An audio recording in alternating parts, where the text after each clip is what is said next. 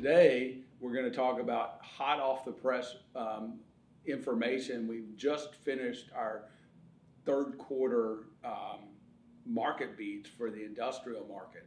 And we want to talk about some of the findings in the industrial market.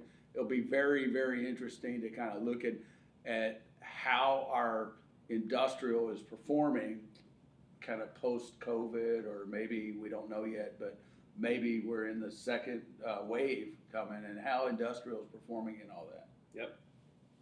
So generally, it looks like industrial's held up pretty well, Shawn. It has. I mean, you know, initially when everything happened, we saw a couple of deals maybe pull back a little bit as far as rental rates and concessions, but that was a very short time period. Ever since then, it's just been going straight up.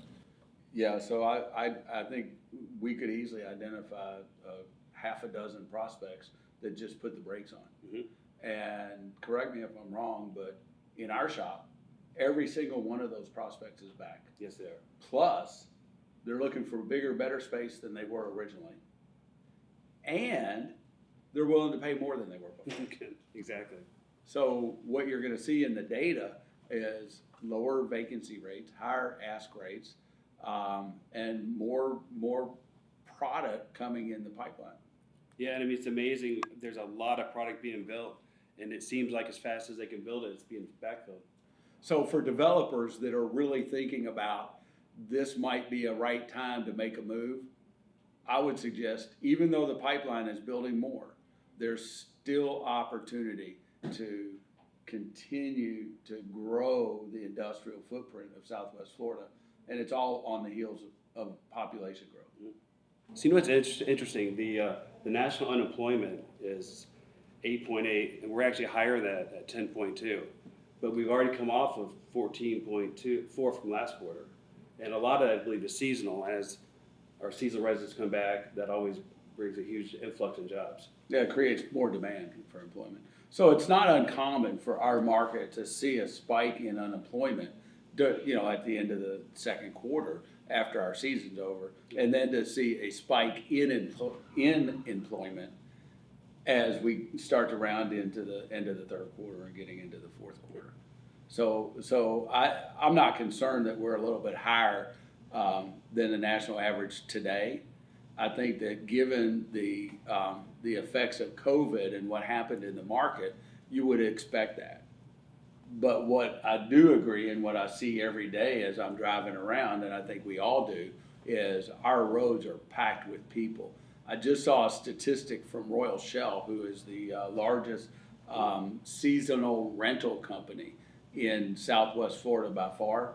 Their bookings for Q1 21 are 78% above what they were this time last year. So Shawn, what would you think are the key takeaways from this Marketbeats? I mean, the fact that we've had positive rent absorption in this market is amazing. So we've had rent growth, and we have more people renting more space and paying more for it. Mm-hmm. That's pretty significant. And I think that based on the research that I've done and what I've seen throughout the state of Florida and the southeastern United States, we're one of the only markets that can say that we have. And on top of that, there's a couple national developers that have been buying up large tracts of land to prepare for even more growth. Yeah, I was on this National Land Practice Group call today, and they called it a national land grab by industrial developers. And there's no doubt that that's happening all over the place because of the change in dynamics of, let's just call it, the Amazon effect. So as we move forward from here, what's next? I mean, it's incredible to see how much business is coming to Southwest Florida right now. As you said, we're the finalists for several thousand new jobs in the manufacturing and distribution space. We have firm commitments from a maintenance operations facility that's going to be built on the airport property on the north side where the old terminal was. I mean, they were going to build a building that holds 11 747s. So all the jobs that come with that and the people, the specialties that we're gonna be able to recruit because of that, I think are gonna really drive it. But there's others too. Right, and like there's a company looking to do 500,000 square feet off of domestic. Is one. That's probably 400 or 500 jobs. And then over in Meridian, there's another user looking to do 150,000 square feet. And that's manufacturing. Exactly. And so that's probably a couple hundred jobs. There's also the back office operation from Connecticut that we're on the short list for. That's over 2,000 jobs.